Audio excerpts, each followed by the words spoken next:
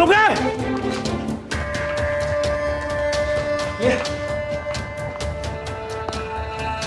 不准动！再动我杀了他！别动！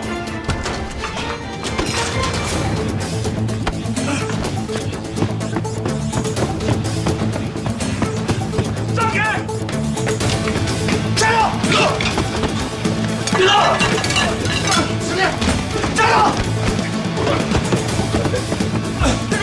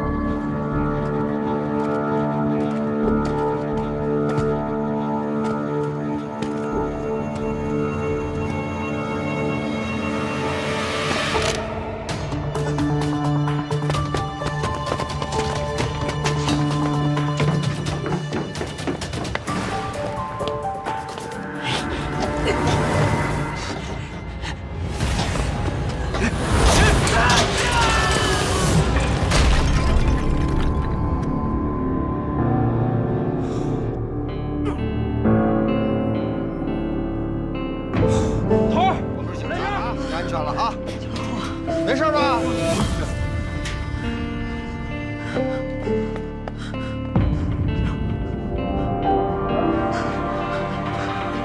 事，马上来人，马上叫你出去啊！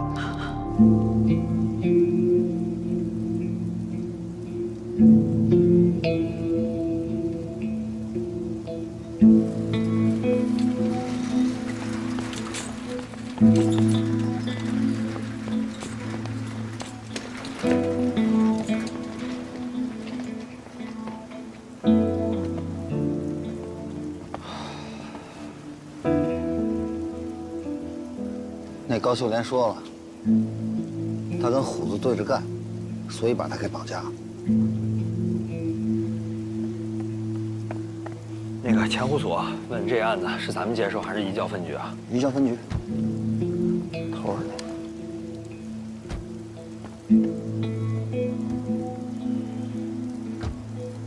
哎呀，行了，虽然扑错了，毕竟就是一条人命。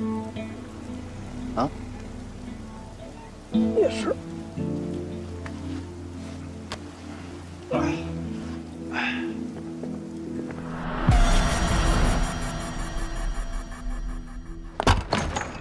宝华，我弟弟怎么回事？宝莉，你别急，先坐。我不做。我告诉过他，什么事情要经过我的同意，特别是电机厂的事情，不能光靠蛮干。你什么意思啊？这都什么时候了，你还怪他？不是怪他，警察刚像审犯人一样把我问了个底儿大天，美高美也查封了，电机厂上上下下现在看我就是个恶人。我弟弟现在躺在医院里，是死是活都还不知道，你还在这算电机厂的账？宝莉，虎子兄弟这事确实不该擅自做主。有你说话的份儿吗？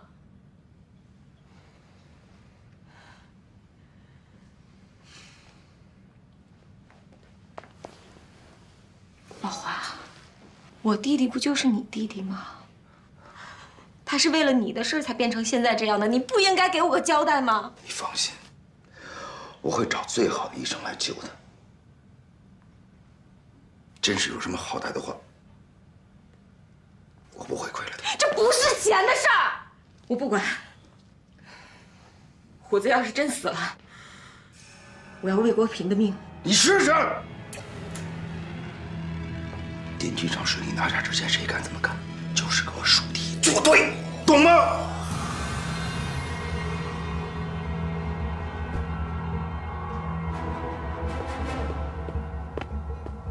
那小子找到了，人找着了，废什么话呀？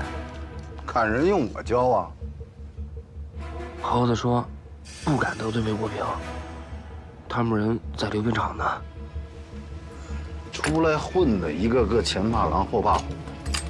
跟他们说，要么给我那小子的手，要么给我你的手。出去！干嘛呀？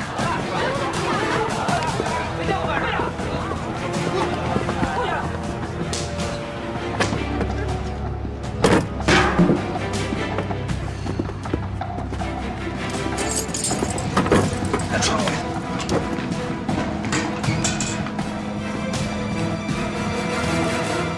完事立刻给他支起来了。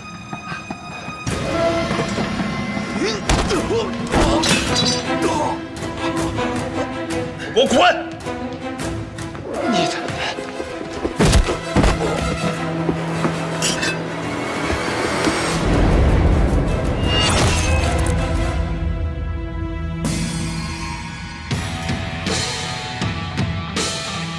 臭娘们儿，赶紧把手给我！哎，我操你！告诉赵刚，给我带走，有意见找我。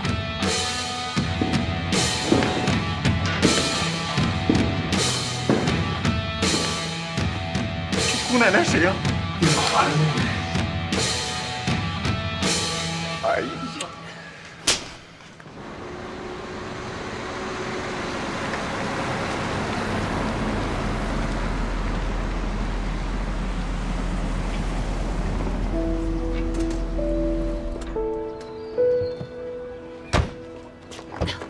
我来。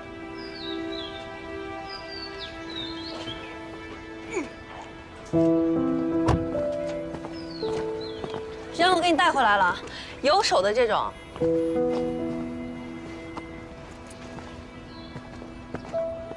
老婆，你带带。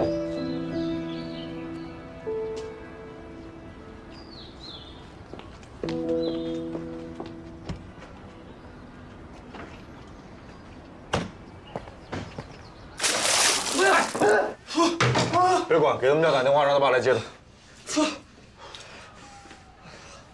醒了你？魏国平，魏国平要不有病啊！左强，跟你有什么关系？是你害死我哥的，为什么让我哥一个人去抓坏人？你跑哪儿去了？你们不是一起出去的吗？胆小鬼，是你害死我哥的！你好好说说，快点，好说，太久了，你还泼老子！你看你自己什么德行，你还管我？小慧我怎么了？小慧我也比你强，你算什么东西你？起来！你给我等着，早晚有一天，我陈好汉照样比你强。又发现一包。老子看你就来气。甭管，包头看着了啊！你回来！谁让你走了？神经病吧你！啊！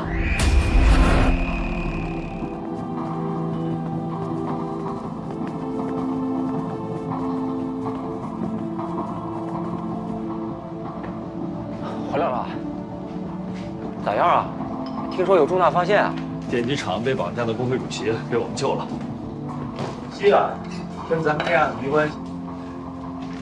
垃圾场那边怎么样？哦，人都往回来的路上了。好事啊，胜利大会师啊。是，好事儿。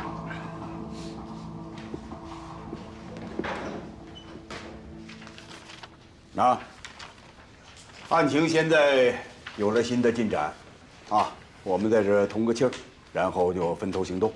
宋哲，哎，开始。是，我们在垃圾清运站的一个手提包里呢，发现了新的石块，并且在附近发现了一部破损的 BB 机，技术部门正在进行修复。还有就是一组女性的衣物，看上去不像是垃圾，因为质地很新，并且经过清洗，我们高度怀疑与案件有关。其中，在一件上衣的衣领上绣有“爱亲”2个字。我们接下来会在全市范围内寻找名字中含有这2个字的女性。具体方案呢，请各位领导和专家过目。这是照片，看看谁还有什么补充的。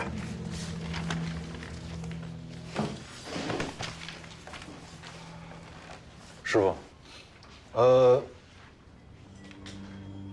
现在这个碎尸案有没有可能和88年226案挂上钩？受害人都是年轻女性，都是歌喉。88案前前后后都在下雨，这碎尸案前面2天也下雨。宁江1年有多少天下雨，知道吗？啊，平均5到6个月。您觉得本案受害人遭遇性侵了吗？目前看不出来。法医提供的喉部伤口与88系列案件受害人的伤口比对结论呢？现在没出来。碎尸案最主要的特征是碎尸，88案具备吗？没有。这些条件都不具备，单凭一点点关联性就听出并案，你不觉得有点信口开河、异想天开吗？胆子也太大了吧？哎，吴教授，案情分析会胆子大点有什么坏处吗？时代在进步，科技在发展，我们破案的手段已经在逐年提升了，犯罪分子犯罪的手段为什么就不能升级换代呢？我们假设一下啊，说这个犯罪分子88年那个割完喉，他潜藏起来了，一藏就是藏了4年。突然有一天，他被一个身边熟悉的人知道了他的情况，于是他决定必须要杀人灭口，但是又害怕我们警方牵扯出来他的社会关系，于是只能选择碎尸。碎尸正好能掩盖他割喉的手段。请问这么想有问题吗？这么大胆的想有问题吗？各位，冷静一点，都理解你的心情啊。照你这么说，88案的凶手是为了掩盖自己的犯罪特征才碎了尸，是吧？可以。那我就问你了，那为什么选择2月26号这么敏感的日子来抛尸？这可是88案发现的那一天啊！难道他怕我们推测不出来？灯下黑，你不知道吗？不是，非要把碎尸案跟88案扯上关系，这太牵强。为各位提出并案，我觉得个人色彩太强，我认为会影响我们目前办案的注意力，不建议采纳。什么叫个人色彩太重了？哦，您是觉得说我要并案，我是因为我这么多年心里这个坎儿过不去吗？我难道不是吗？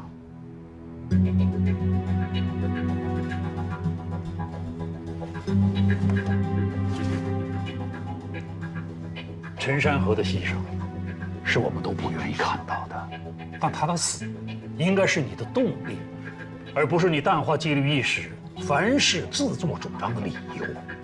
对，你这些年是做出了不少成绩，但我也听说麻烦也没有少惹。回到案件本身，不要因为个人情绪而陷入偏执。喂，领导不理解，我特别理解你。我用不着你理解宋哲，你说什么都可以，唯独这件事你理解不了。住口！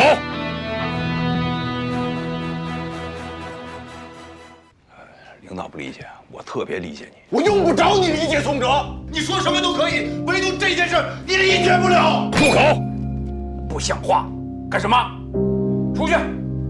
到门外站10分钟，等彻底让自己冷静了，你再进来。出去！哎，等等，我还有话要说。我提醒在座的各位，抓不到凶手不是我们个人的荣辱问题。既然选择了这个职业，流血牺牲就是随时可能发生的事情。我们真正痛心的，应该是凶手逍遥法外，老百姓人心惶惶。长达几年时间，大人小孩晚上不敢出门，这才是我们应该刻在心里的。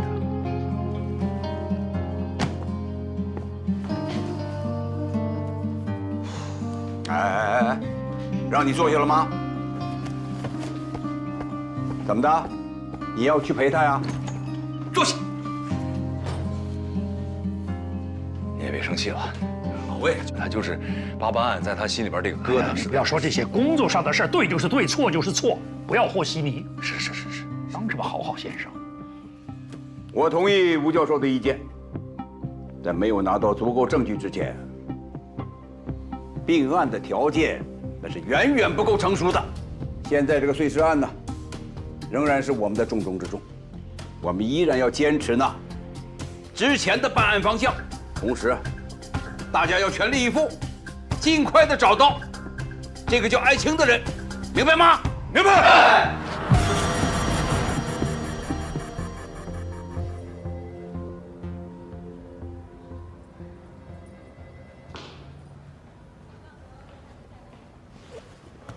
师傅，冷静了吧？脚麻了。要理解人家吴教授，全省警队的精英都是人家学生，都看着他呢，他压力很大。你刚才那也太草率了吧？那他为什么不折磨他自己的学生呢？我又不是精英，还强词夺理。哎呀，吴教授也是，原来不是太爱说话的，现在当了领导，说起来也是一套一套的。哎，师傅，您现在也一套一套的。刚才训我的时候可厉害了。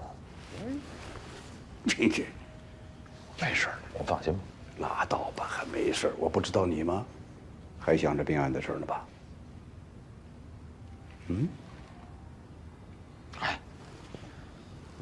眼下主要该干啥，我心里有数。您放心，绝不给您添累赘。您回吧。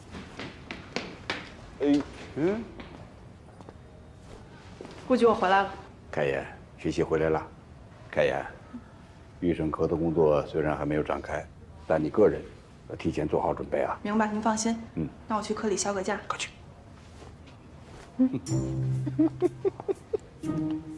师哥，你咋了？又犯病了？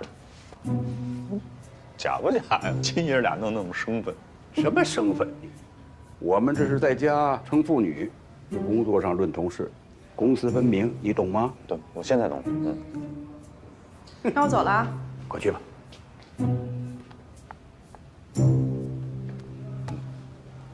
我就不进去了。你怎么回事啊？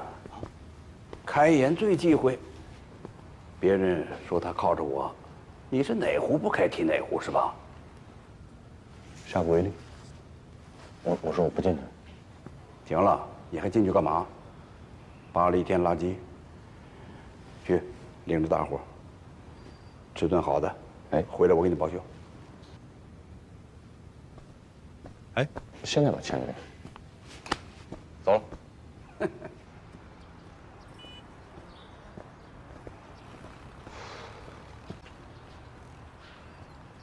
王志远，哎，哦，你怎么回来这么快？我跟派出所那边同事交代清楚了，我就回来了。交代我用你去啊？我不让你盯人吗？哦，我现在就回去。等会儿，回头再说吧。找个地儿，带兄弟们吃饭。我知道一地儿，好吃不贵。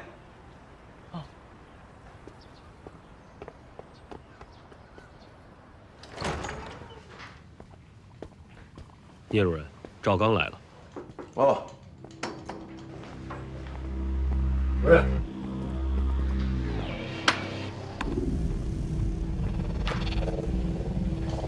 好嘞。这么娘的烫？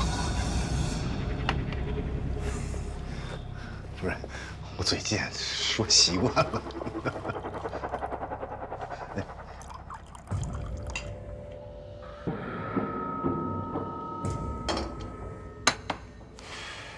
主任，想聂总那事儿真是场误会。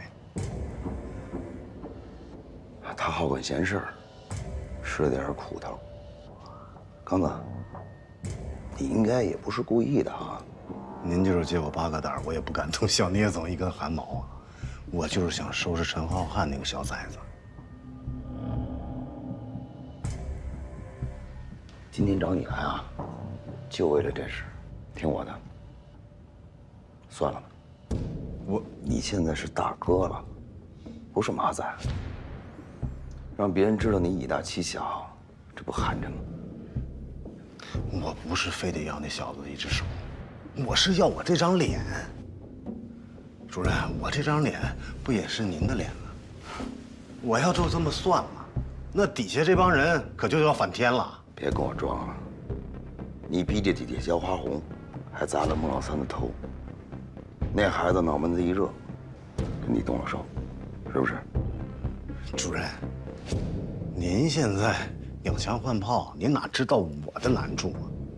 是，钱湖那片您交给我了，可这下头的人他不服我，一个个憋着跟我叫号呢。我不借着这个事儿立个威，我刚子，主任现在说话不好使了，对吧？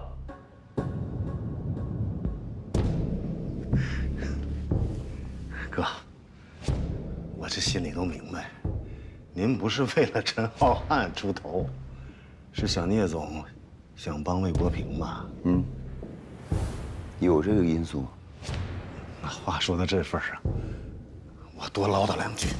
不管魏国平怎么样，那都是咱的死对头，我早晚收拾他。您是大哥，办事儿得一碗水端平吧，不能到了妹妹这儿就只讲儿女私情啊。我现在跟你说的就是公事。这次虎子去电梯上绑人，是你出的主意吧？我那天我喝多了，我随口那么一说，谁知道虎子兄弟他当真了？我和没和你说过，不让你碰这事儿，脑子不好使，记性不好是吗？还是我聂宝华说话真不管用了？哥，我错了，您怎么罚我都认，我保证绝对不会有下回了。没人敢动陈浩瀚。刚子，你给我记着，什么时候你帮我，就是帮你自己。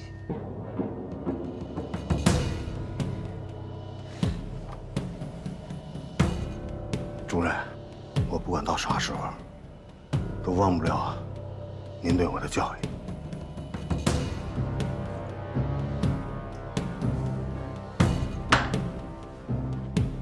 行了，回去吧。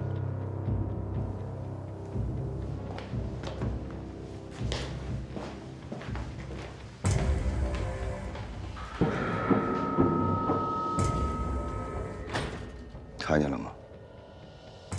装的。这刚子要照这样下去，就只剩替咱们顶雷的份儿了。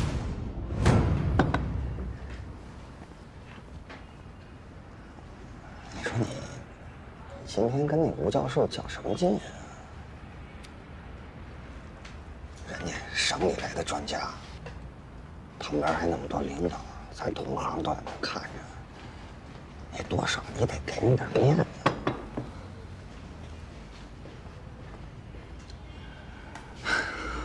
你呀，你这心里面有一块大石头，你这大石头要是放不下呀，你迟早得把自己压垮了。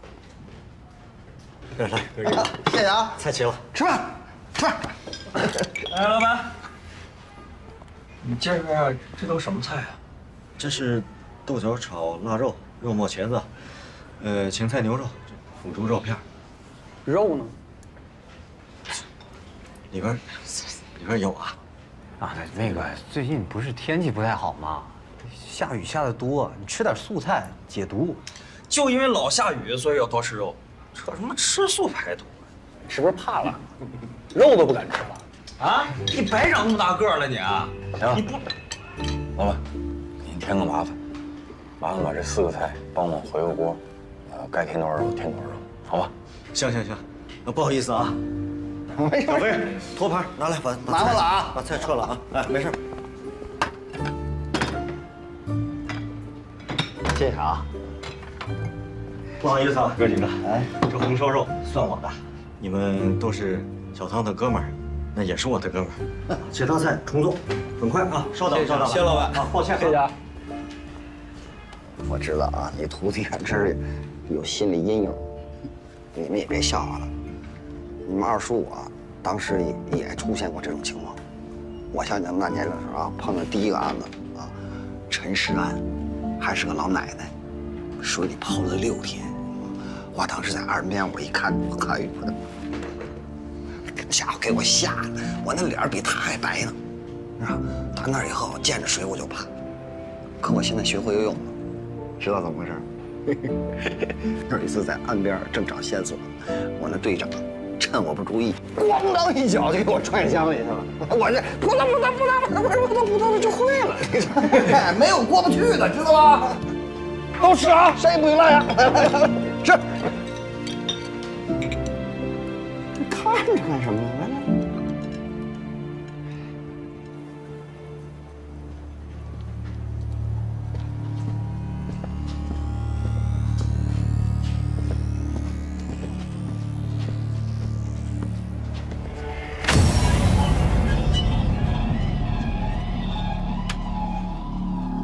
你要钱我给你，千万别动手啊！8800，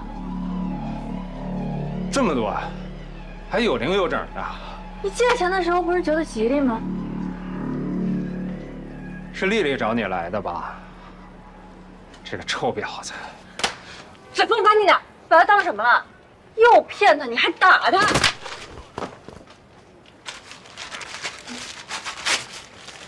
拿把破木刀吓我，我知道真刀挨在脸上什么样。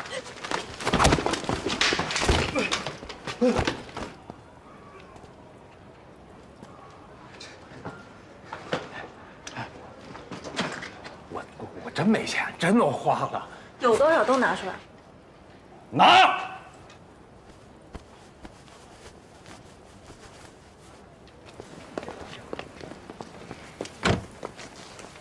连本带利，拿着吧。这，你说你，为了这么个男人寻死觅活的，傻不傻呀？谢谢小雨，那我先回去上班了。我已经给你打招呼了，你先回家休息，休息好了再去上班。嗯。哎呀，别丢人了。我走了。快去吧。你也回去吧。主任让我保护你。保护？这大白天的保护什么保护？小妮子，小妮子，哎呀，确实有个事儿。现在警察在前湖一直找一个姓艾的女人，早上那时候还来店里问我。还有一个事儿，魏国平现在手里查的那案子，听说跟那畜生有关系。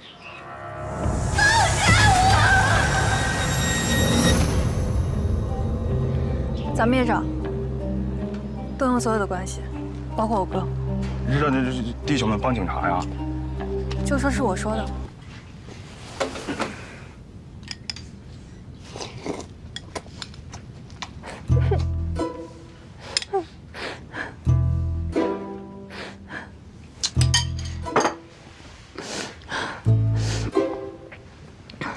有病啊！为这点事儿值当吗？闹什么幺蛾子啊？老头，你到底喜不喜欢我呀？你不这破玩意儿干什么？我干活呢。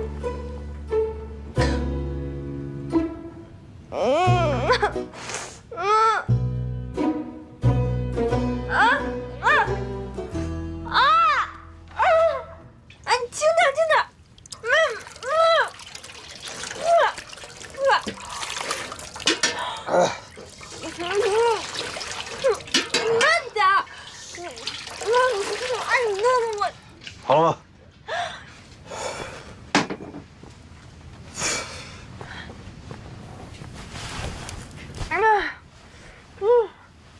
怎么这么辣？清凉油抹眼睛，亏你想得出来。挺大人了，能不能别天天我到哪儿你到哪儿？净给我添乱！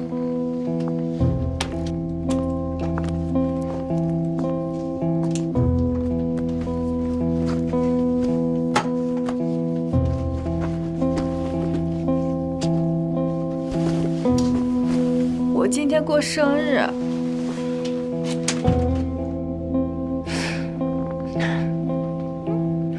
就是喜欢你吗？怎么就那么难啊？你赶紧找一个你合适的人，你赶紧嫁了，我觉得挺好的，别在这我耽误功夫，啊！你好好的呢，咱俩还能当哥们儿处着，你就这么闹，咱俩这辈子只能老死不相往来。那就老死不相往来。老头，你是不是嫌弃我？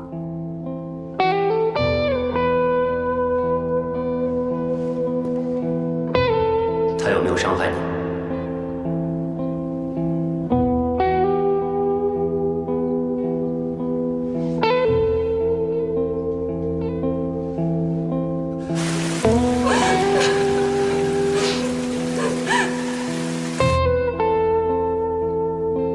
没有。你确定吗？我确定。没有。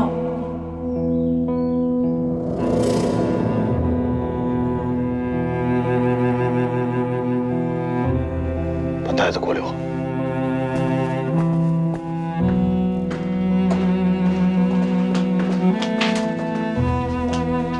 梅国平，我再也不理你了，我说的是真的。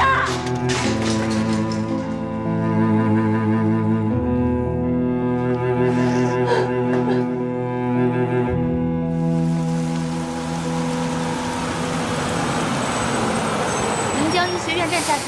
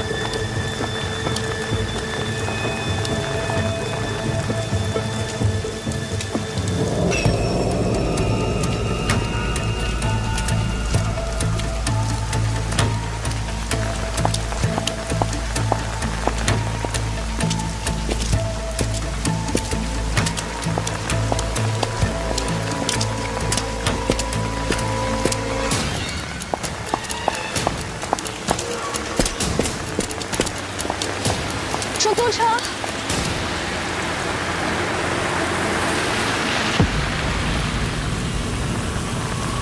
坐车吗？不用了，谢谢。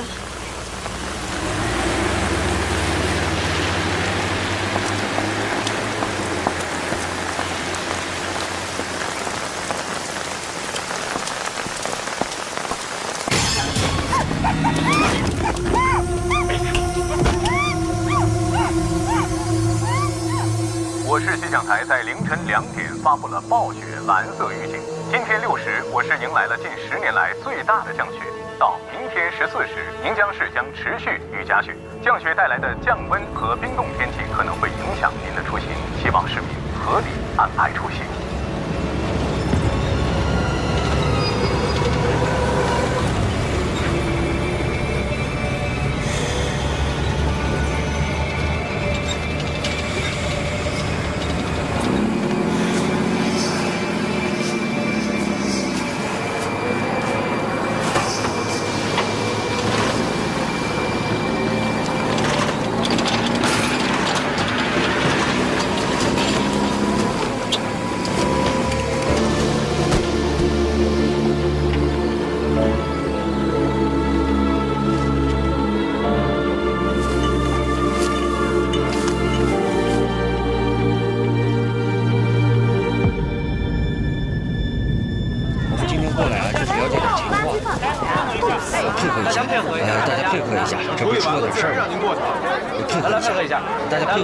没什么大事啊。卫队，你可来了。怎么了？出大事了，不然不可能惊动你们。来，让一下。没什么大事，互相支持一下。时间不会很长的，好不好？互相配合一下。包所，往后退，往后退。这是我们豆芽桥所所长包维强。大涛，来了啊。情况是这样，今天上午5点15分，我们辖区的一个环卫工人到所里来报的案，东西呢就是这垃圾箱里发现的，现在就在他家里搁着呢。什么东西？去看看吧。走，来走。来让一下啊，让一下，让一下。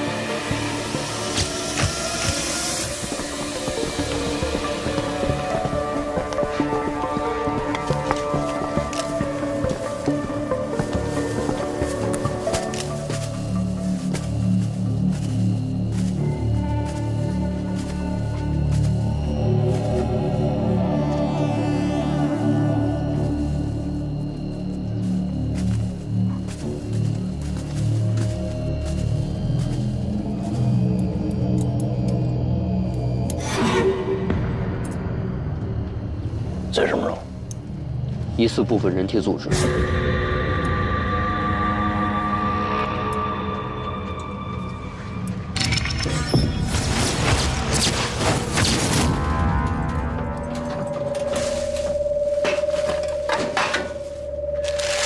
据负责这一片的清洁工讲，昨天晚上干活的时候，他在垃圾点里发现了一个黑色的塑料袋，包裹得很完整，不像是一般的生活垃圾。 因为以前也有人经常把食物不当做垃圾扔掉，所以他就把垃圾袋里的冻肉拿了回来。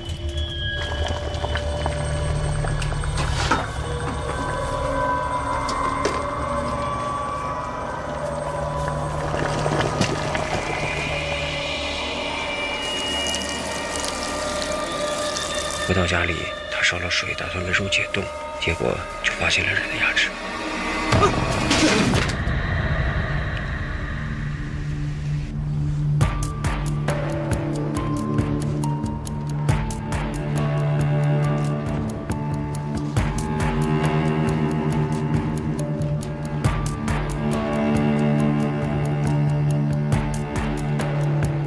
二哥，2个组，3件事。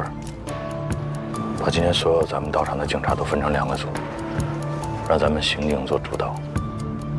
第一组把外围沿途所有的住户都摸一遍，问问他们说从昨天晚上到现在谁在这扔过东西。第二组把你们辖区内所有的这个垃圾箱赶紧封了吧，一个一个查。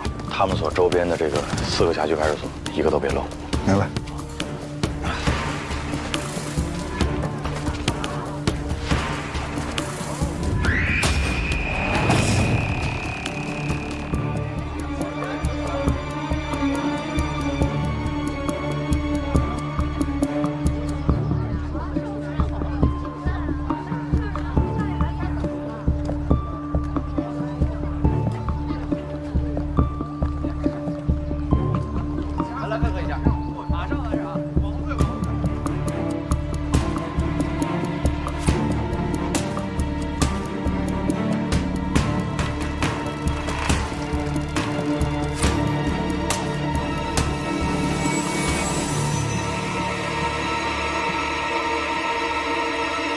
卫队，又冒了，哪儿？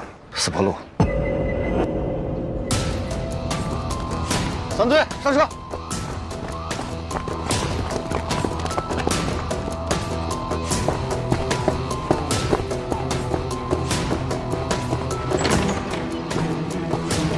同学们，因发生重大案件，今天的课暂停一次，大家自行复习啊。好。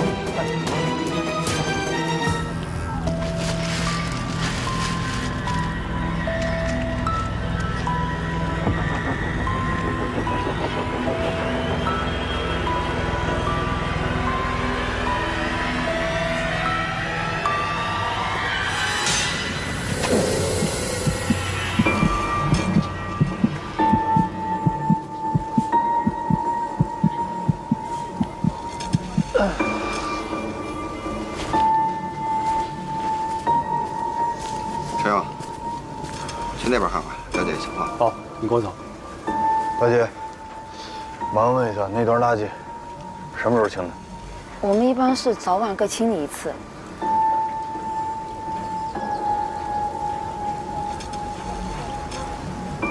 人命关天啊，希望你认真配合啊。你这有什么其他情况，你也可以跟我讲，我不跟你领导说。什么时候清的？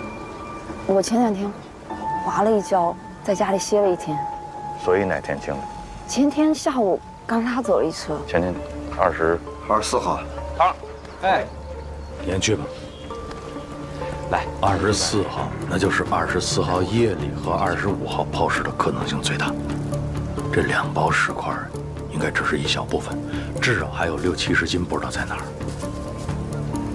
二哥，那我有没有可能把这个时间线再往前拉？比方说23、24，假设都有可能有人抛呢？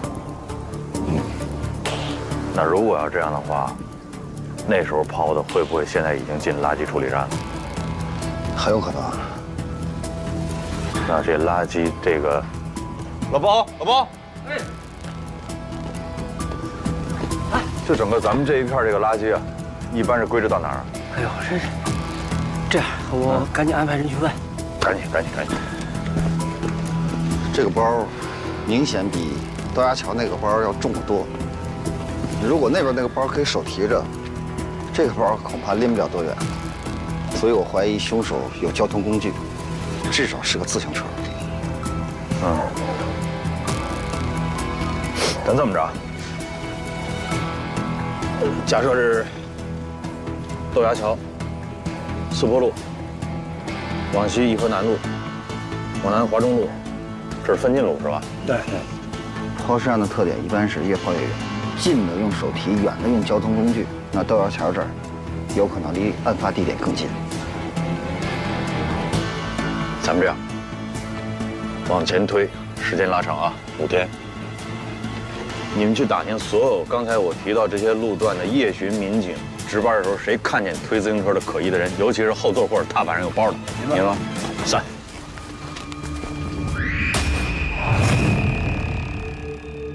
情况怎么样？结合刚才豆芽桥的，基本上是可以确定是人体组织，但是具体情况呢，要回化验室才能确认。哎，你回化验室那是肯定的啊。你现在就是说，在假定的情况之下，你能给我什么？你估计大概时间紧迫。根据牙齿的情况，可以判断是个年轻人。有多年轻？15到35岁之间。面太宽，你给我收点。不是，它这里面是有一个生理差异化的问题，我们需要考虑。收。根据我的经验判断，20到25的概率最大。性别？这个是真不知道，我们现在掌握的证物太少。好，明白。谁让你来的？水库看好了？是。对。目前什么情况？今天早上，你讲。是，碎尸案，目前只发现了豆芽桥和这儿的2包，剩下的都没有找到。附近4个派出所，除了留下几十个人挨家挨户排查，剩下都撒出去翻垃圾箱了。这样啊，现在这个案子呢，就由你来指挥。是。你怎么的？还想继续看水库吗？3队同志呢3队的，过来！3队的同志，1人进1个队，带领其他同志熟悉一下情况。别愣着了，行动！是。咱们去那边。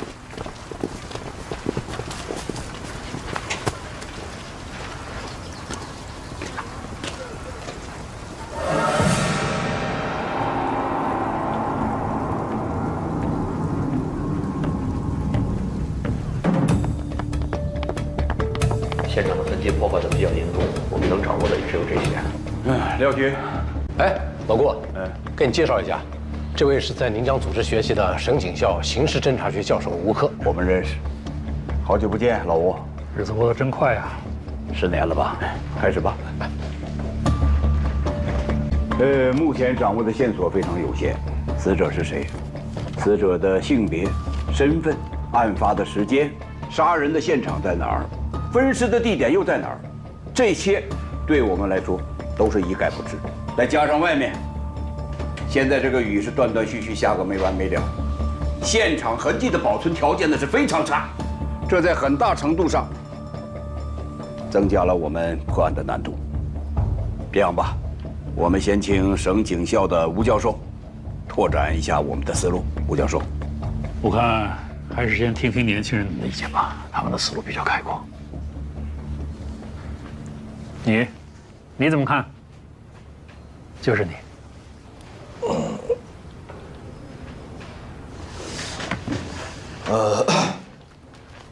命案第一步应该先确定死者身份信息。那我们这是碎尸，比较麻烦，只找到了很少一部分尸块，所以我们现在应该找到剩余的大部分尸块，拼接一下。另外，同时呢，全市拉网，看看最近失踪人口情况，逐一核实比对，找到死者身份信息，再找他的社会关系，从内往外，核心到外延，这样的话应该离这个凶犯就不远了。还有什么补充的吗？细节肯定还会有很多但是大方向跑不了。果然是办案经验丰富的老刑警，难怪你不用上我的课。这个案子的非常之处就在于，受害人不仅被分尸，而且尸体经过了高温蒸煮。以我们现在的技术条件，哪怕是我们在最短时间内找到了所有的尸块，也很难在短时间内迅速的比对出我们需要的受害者身份信息。那吴教授，您的意思？改变传统的由内向外的方法，用由外向内寻找尸源，当然是要继续做。可是现在不是工作的重点，重点应该是在宁江的周围布上一张大网。您是说要设卡是吗？对，不是，设卡的前提是我们应该先知道嫌疑人是谁，对不对？你现在鱼都不知道是谁，你就结这个网，你往哪儿撒？能不能先把嘴闭一下，听听吴教授怎么说？哎，他说的也对啊，单是设卡的话，那真是像大海捞针。但如果我们在织网的同时，想尽一切办法把这条鱼赶出来，那我们就有可能变被动为主动。各位领导同志们，你们想啊，如果这罪犯没跑，在家里边，咱们可以直接把他给堵在家里面。如果他耐不住性子要逃离，在这种仓促逃离的情况下，就是即便咱们抓不到他，这也会留下大量的痕迹，还有线索，是吧，吴教授？好啊，不是，那我们这个尸块还找是不找？谁不让你找了？不是老魏没说不让你找，是吧？咱们现在是主要找主攻方向，要分个主次。我分得清主次，我听明白了。我们找尸块这肯定是次的，问题是次的，你们能给我多少人？谁说你是次要的了？你听人家把话说完行吧？我认为首先我们要满足这个排查、设卡的警力布置，剩下的全都给你。那可以。好啊。宋哲，说一下人员具体怎么安排的？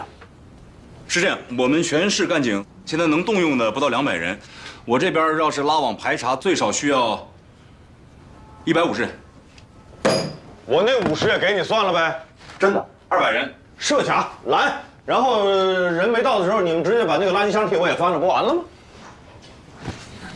哎，你干什么去啊？我会没开完呢？不是。这个会我看明白了，我要再开下去的话，我3大队的人都保不住了，对吧？西瓜反正已经有人捡了，芝麻你们还捡不捡？芝麻不但要捡，1粒都不能给我少，知道吗？3队保证完成任务。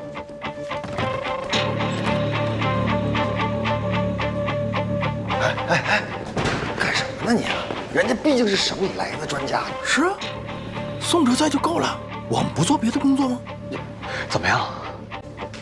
各居民点垃圾箱都没有发现新的情况。咱不管他那个，我们干我们的，找尸块还是第一要务，所以垃圾中转站必须得找，再不找来不及了。局委领导，我问一下啊，因为每天离开咱们泥江的人比较多，我们怎么才能迅速判断出谁是凶手呢？这种程度的分尸，其实是很难办到的。因此，我们怀疑这个凶犯他应该具备有相当的外科手术能力的人，或者是有宰杀牲畜的经验。他还需要独立的、可以操作的空间。找个人捎给我师傅。就说这是我补充发言。好，走。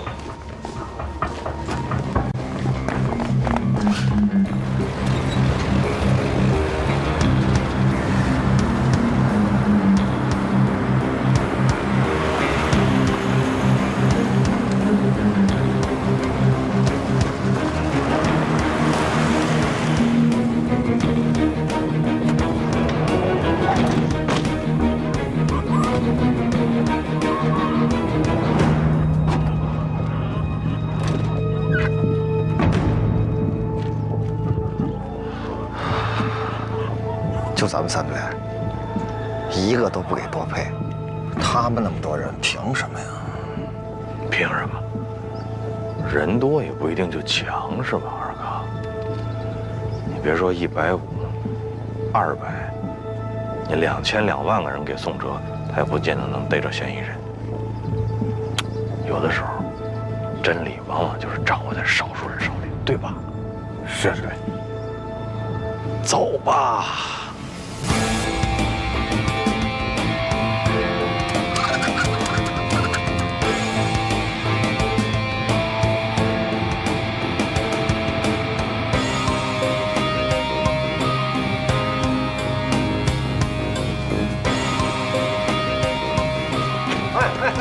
你们干嘛的？你好，是刑警队的，把你们这个垃圾车停运一下，我们要检查。检查？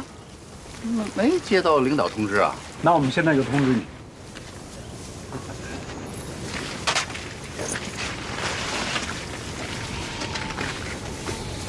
你们几位真的要搜这脸？是。确定吗？确定。真的？真的。这我得劝你们几个。哎，您就开门吧。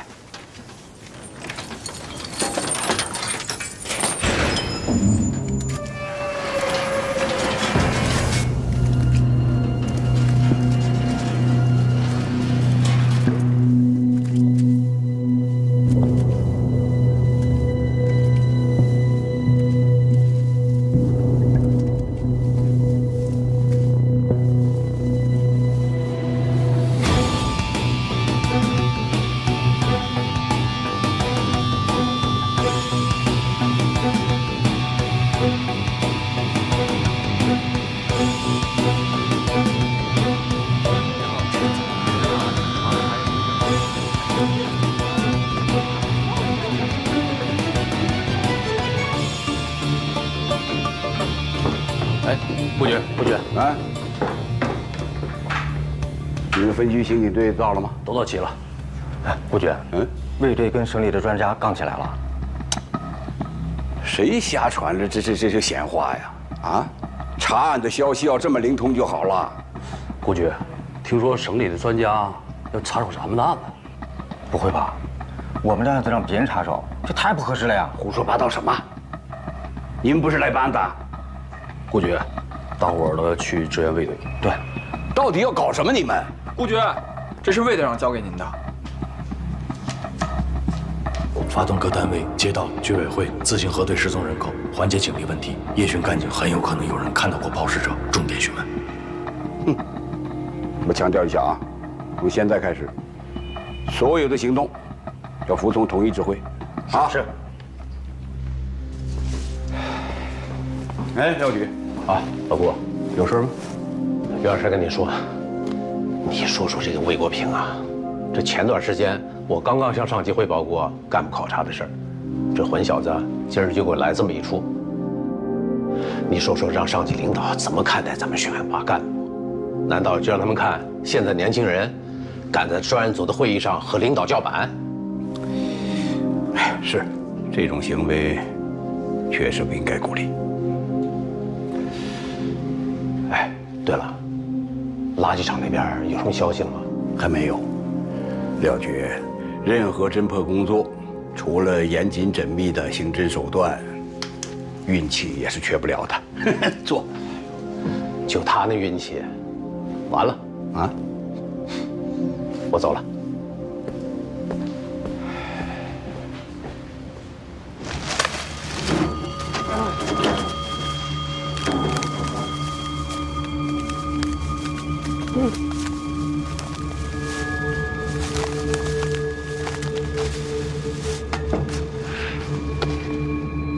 这里边能有尸块啊？我刚才不是说了吗？全下口区5天的垃圾都在这儿了。从侦办逻辑上来讲，这个地方肯定会有发现的。这么变态的凶手哪有什么逻辑啊？谁告诉你变态就没逻辑了？那88年那个案子凶手不就没什么逻辑吗？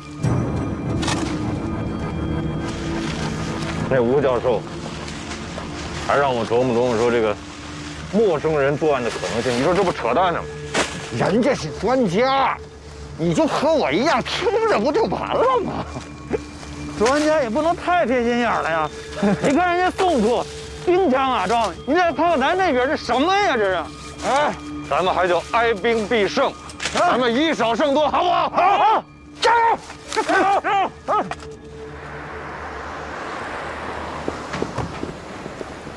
哎，顾局，我正好要找您。现在这么一个情况现在尸块啊没找全，有2种可能：一是他们已经抛完了，咱们没有找到；第二种呢是还没有抛完。如果是第2种情况的话，他就要急于的出手，我们可以引蛇出洞。引蛇出洞啊？那你是想瓮中捉鳖了？对，小子可以呀。哼，那就按照你自己的想法大胆做就是了。不是，这是吴教授的建议。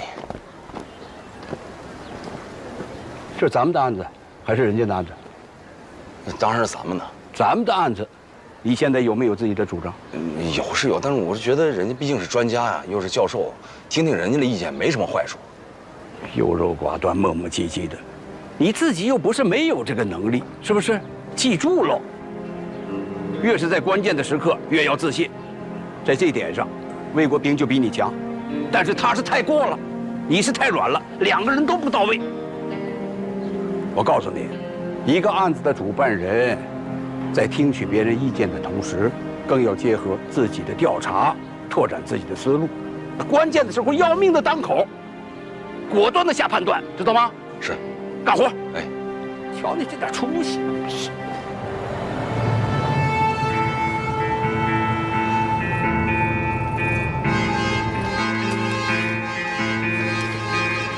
来支援了！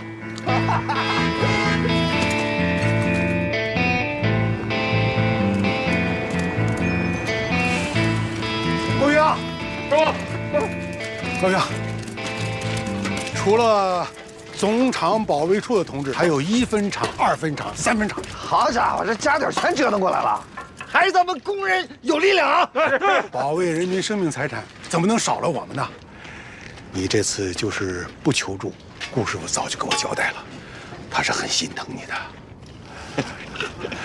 给大家下任务吧。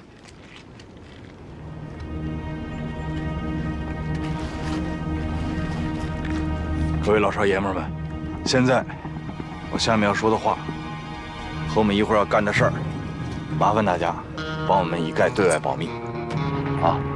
因为什么？近期发生了一起恶性案件，所以我们现在要请大家帮忙的是，进到这个垃圾堆里，帮我们寻找到人体组织。尸块吗？没错，就是尸块。以及找到尸块周边的东西，因为这些东西都跟案件有牵连。时间紧，任务重。要是害怕的、忌讳的，或者家里边有老人孩子不方便的，尽管提出来，可以回去，我们完全理解，啊。所以呢，就是咱们进去之前，丑话说头里，问问大家的意见，不知道行不行？添麻烦了。操！这么多大哎，等着你们表态呢。是男人放个响屁，行不行？怎么样？行。走。谢谢大家了啊！谢谢。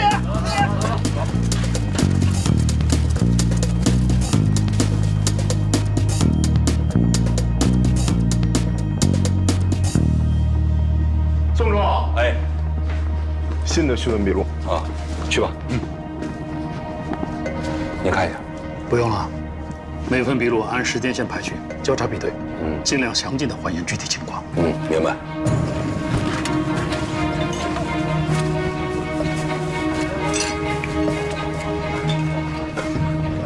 你这查过的混在没查的里边，这也没地方。这么多人在这翻，都乱了套了。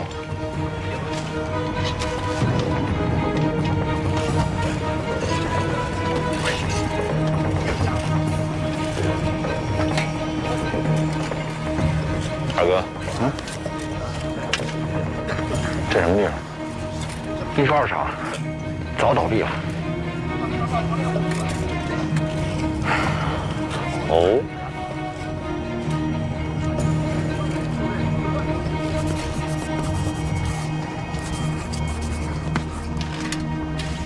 我们现在啊，查过的和没查过的垃圾已经快混到一块儿了，得想办法区分一下，好吧？好吧，师傅。嗯。站长，咱们这个垃圾的堆放是按照您跟我说的大概日期来的，是吧？都没错。师傅，你们人多，先把离现在最近的门口这个25、26号这部分清出来，好吧？彭勇，你带组人，在围墙西头开个口子，把已经检查过的往印刷厂大院里边排。然后是22号这一片，垃圾最多也最有可能有线索的，直接贴着它，从东面开个口子，扫完一部分就运出去一部分。等这2部分都清完了，地方也腾出来了，咱们再回头清23、24号这2堆。还是那句话，不光找石块，还要留意有身份信息的物品，好吧？好了，开走了。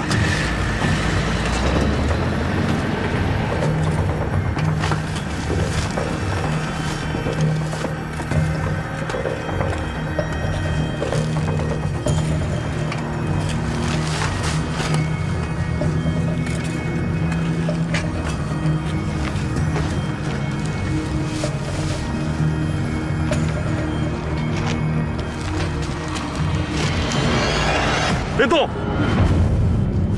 后撤。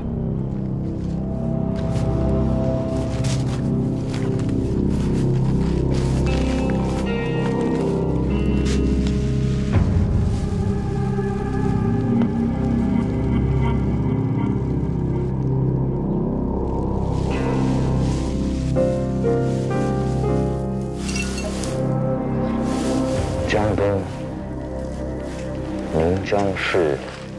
没有，应该没有这个市字。宁江什么分公司？这应该是22号的垃圾。兄弟，你先靠边喘口气啊。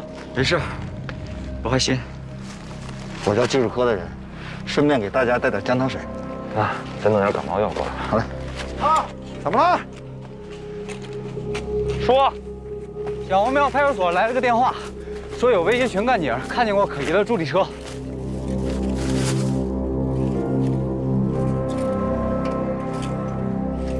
二哥，哎，我跟他去一趟，你把这趟看好了。好嘞，赶紧让技术过来。离开那个，这个东西现在谁也不许动，明白吗？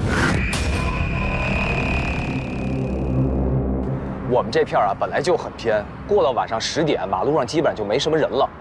22号夜里吧，那时候雨刚停，我正好在马路对面处理一个醉汉的事儿，然后我就看见一个人骑了一辆助力车，从这条路往上面走了。踏板上还放了一个桶。那个时候我把醉汉的事处理完，我又看见他从那儿出来了，大概是3点多1点吧。他去哪儿了？哦，往那边去了。哦，奔市区了。对对。当时他看见了你吗？应该是看见了。啊，你穿制服了？穿了。好，先撤了。哎，感谢，辛苦辛苦。这里边再查查去。这里头查？不是头，你是怎么断定他是过来抛尸，不是住在这附近的人啊？人刚才怎么说的？这人过去又回来，都是从他们眼皮里过去的。人就穿着制服，那说明什么？说明他对这地方根本就不熟，怎么还可能住这儿？啊，对了，头，这里头所有的垃圾桶，派出所的同志全都翻遍了，结果呢，啥都没有。就像你说的，他可能对这地不熟，没找到垃圾桶，他就没抛，带着东西就走了。你真觉得这是垃圾吗？能带来带去的跑？那就算那里头有啥，你不会认为就凭咱俩就能把东西翻上，不回队里？你现在啊，帮我一忙，啊，做好一件事，啊。这啥事儿？把嘴闭上。好。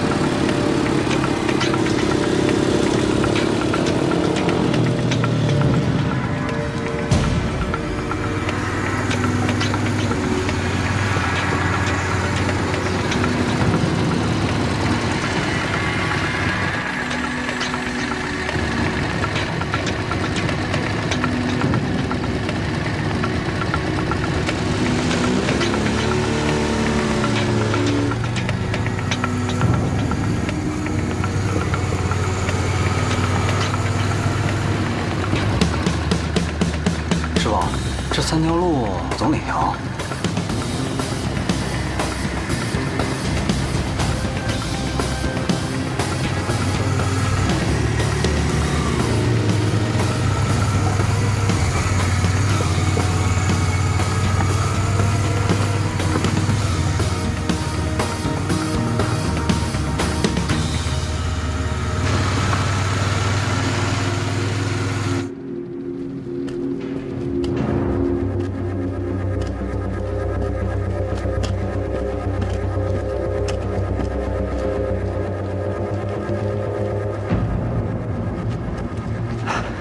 这店可太容易藏东西了，找都不好找，一点火什么都没了。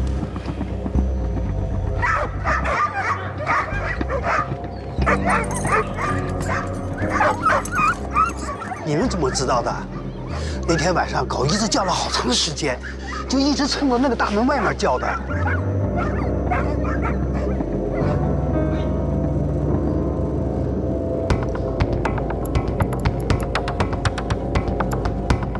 走了，好，谢谢啊。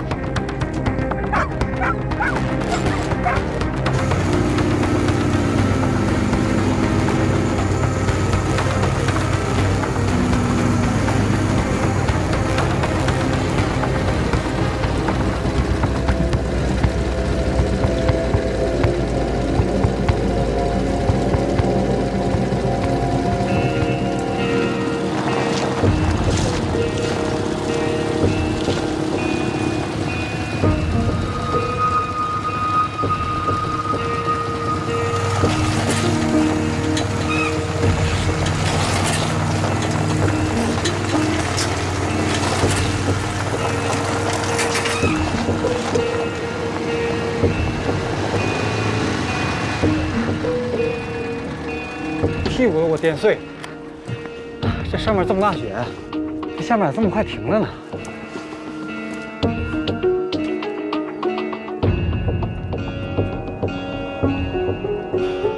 哎呦，这么陡的坡啊，要没我，你骑都骑不上去啊！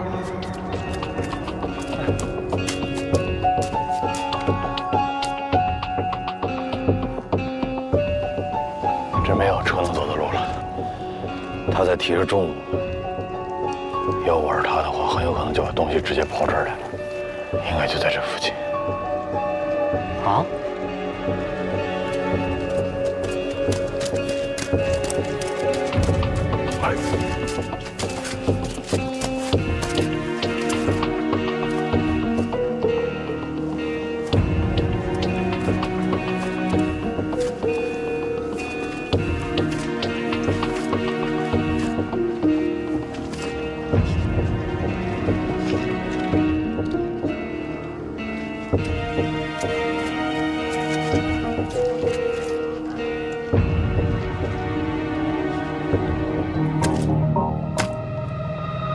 桶的印子。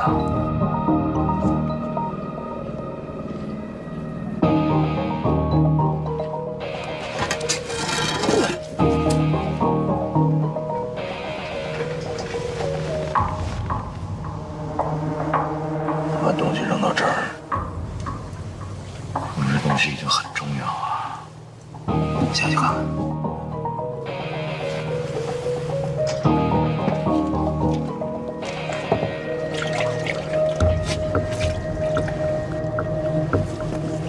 仔细点啊！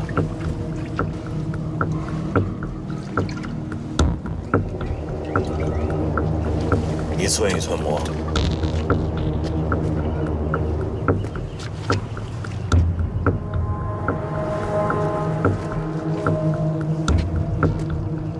每个角落都磨遍了。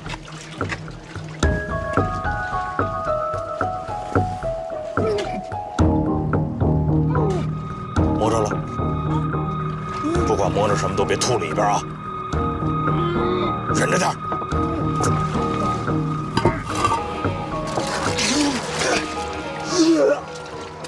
飞，出来，让你看看什么叫师傅。